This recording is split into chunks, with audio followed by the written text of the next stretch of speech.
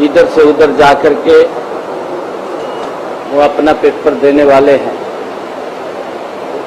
हमने बच्चों को कोई पेपर देने में दिक्कत या जुम्मस न आए, उसके लिए हमारी पूर्ण तैयारी है। 26 और 27 तारीख को बच्चे सीटी का पेपर देंगे और हमने व्यवस्थाएं पूरी दुरुस्त कर ली हैं। सर, सीटी के अलावा आप पुलिस भर्ती की प्रक्रिया भी लगातार आप मेहनत आगे जो भर्ती होगी, पुलिस भर्ती होगी, इसकी किस तरीके की प्रक्रिया देख रहे हैं?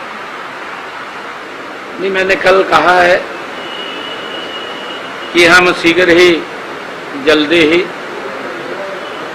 हरियाणा पुलिस की नौकरी निकालेंगे और अधिकारी उसकी तैयारी करके वो जल्दी ही निकलेगी, क्योंकि उसकी प्रक्रिया होती है पूरी, और जल्दी ही वो भर्ती निकलेगी। सर, आप संसद होकर आए हो, पार्लियामेंट चल नहीं पा रही, आप गए थे आज मुलाकात, लेकिन पार्लियामेंट चल नहीं रही, लगातार तहरीर हंगामा, किस तरीके से देखते हैं विपक्ष के द्वारा? हालांकि आप सर्वदलीय बैठक भी दी, क्या मानते हैं जो पार्लियामेंट ना चलना की विपक्ष की भूमिका? देखिए, विपक्ष ने अपने आप तो मैं ये मानता हूं कि इस देश में जिस गति से काम करना चाहिए था, विपक्ष उस काम को उस गति से करने में नाकाम रहा है। मोदी जी ने भारत को 11 वर्षों में बदला है। मोदी जी ने भारत के गांव शहर के अंदर गति से काम किया है। 11 वर्षों में मोदी जी ने लोगों के जीवन को सरल करने का काम किया है। इन 11 वर्षों में मोदी जी ने एक योजनाबद्ध तरीके से गरीब व्यक्ति को सशक्त और मजबूत करने का काम किया है। विपक्ष को ये पच नहीं रहा, मोदी जी इतना काम क्यों कर रहे हैं, देश क्यों विकास की गति के ऊपर आगे बढ़ रहा है। इन सब बातों को लेकर के जब वो संसद भवन में जाते हैं तो उनके पेट में दर्द हो जाता है, और जब पेट में दर्द होता है तो फिर हंगामा ही करते हैं। अब मोदी जी ने 4 करोड़ गरीबों को मकान बना करके दिए। कि उन पे बताने को कुछ नहीं है कि 55 साल में हम क्या बताएं, उनके पास बताने के लिए नहीं कुछ भी है, और इसी कारण से उनको दर्द होता है। मोदी जी ने किसानों को किसान सम्मान निधि दे रहे हैं, 6,000 रुपया एक साल में पहुंचा रहे हैं, 19 किस्तें चली गई हैं। अब क्या बोल लें, पेट में तो दर्द है, किसान को क्यों दिया जा रहा है, गरीब का मकान क्यों बन गया है। ये तो अपने समय के अंदर गरीब के बाहर बेड़े में टंकी लगवा करके राजी हो जाते थे कि हमने गरीब का उत्थान कर दिया। एक्चुअल में इन 11 वर्षों के अंदर नरेंद्र मोदी जी के नेतृत्व वाली सरकार ने गरीब व्यक्ति को सशक्त और मजबूत किया है, और वही कारण है कि देश के अंदर 25 करोड़ लोग गरीबी रेखा से बाहर आए हैं।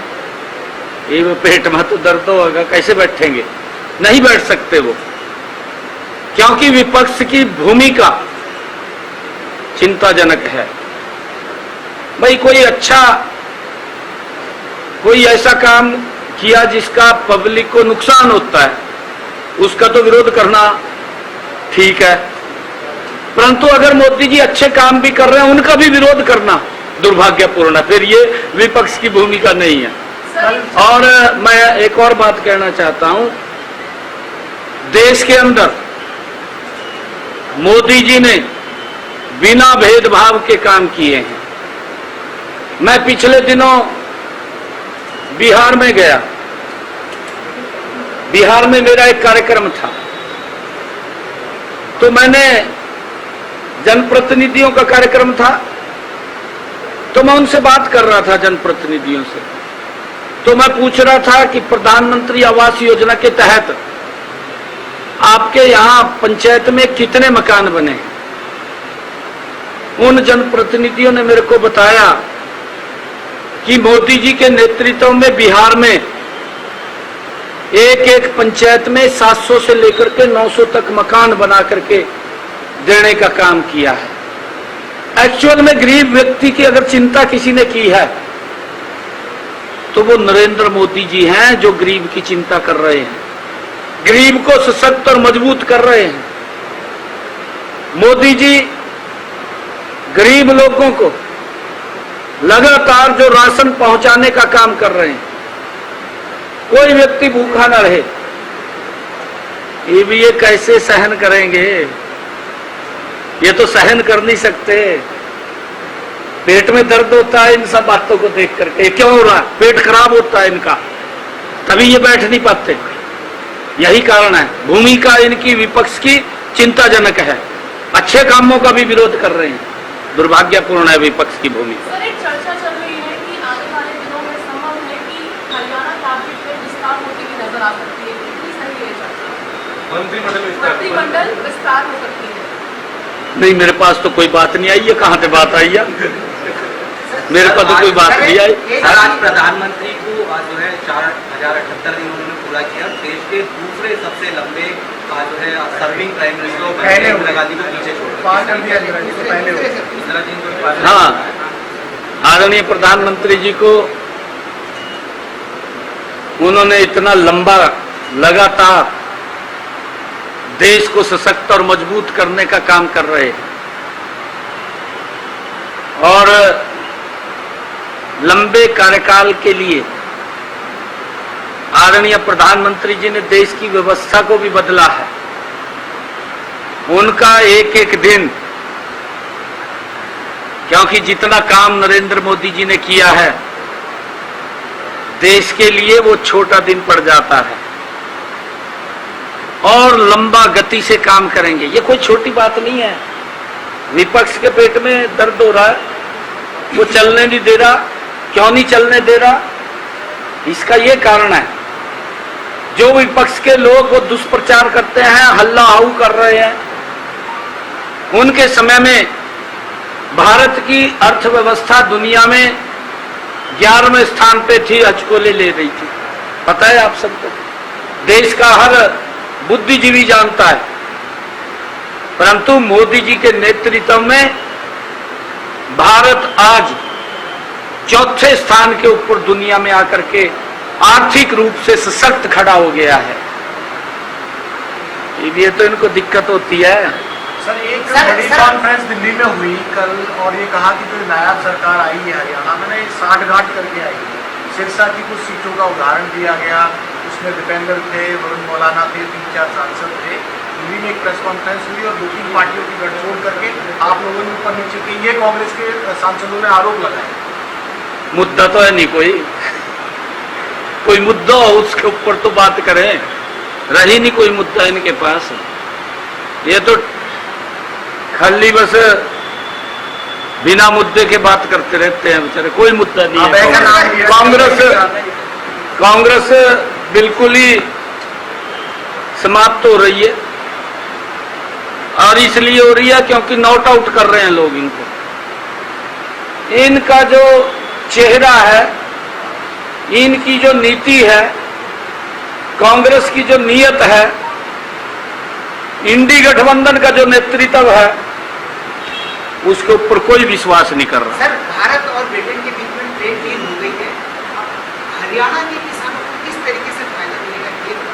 क्या होगी? ट्रेड डील हो गई है sir, free trade deal. India England की ट्रेड डील हो गई है, उसका हरियाणा के किसानों को कैसे फायदा?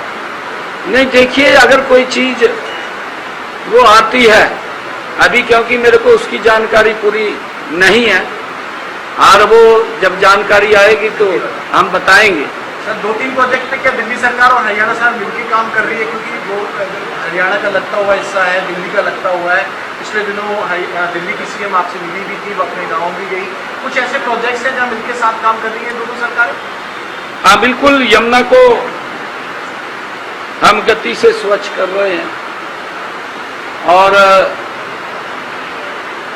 क्योंकि यहाँ पर केजरीवाल ने तो 11 साल पहले वहां बैठ करके ये कहा था कि हम इसको स्वच्छ करेंगे, वोट तो ले लिया, परंतु केजरीवाल ने दिल्ली की हालत बद से बदतर किया। कोई व्यवस्था खड़ी नहीं की, लोगों को उसी स्थिति में जूझना पड़ा जो स्थितियां दिल्ली में थी। कोई सुधार केजरीवाल ने नहीं किया, इसी करके तो बाहर कर दिया। ये पंजाब में से बाहर करते हैं, मालूम क्या बैठा, पंजाब के लोग देख रहे हैं ये कहाँ बैठा कहाँ नहीं बैठा, सब जान रहे हैं। पंजाब देख के आयो, आपको क्या नजर आ रहा है पंजाब में? है? पंजाब होके आयो कई बार। पंजाब के अंदर आदरणीय मोदी जी के नेतृत्व में कमल का फूल खिलेगा। लोग अब समझ चुके हैं कि कमल का फूल ही विकास कर सकता है। एक सवाल संगठन को लेकर, कांग्रेस का संगठन निर्माण हो रहा है, सृजन अभियान चल रहा है, वहीं कांग्रेस के द्वारा ये सवाल किए जा रहे हैं कि भारतीय जनता पार्टी पहले अपने संगठन को देखे, प्रदेश अध्यक्ष नहीं, हम तो देख लेंगे जी, मन तो कोई दिक्कत नहीं है, परंतु उन्होंने भी जल्दी नहीं है। कांग्रेस को क्या जल्दी है अभी संगठन बनाने की? अभी कोई इलेक्शन ना भी संगठन बनावाएंगे तो इस तरीके से बना लेंगे, आराम से बना लेंगे, कोई बात नहीं, बना लेंगे।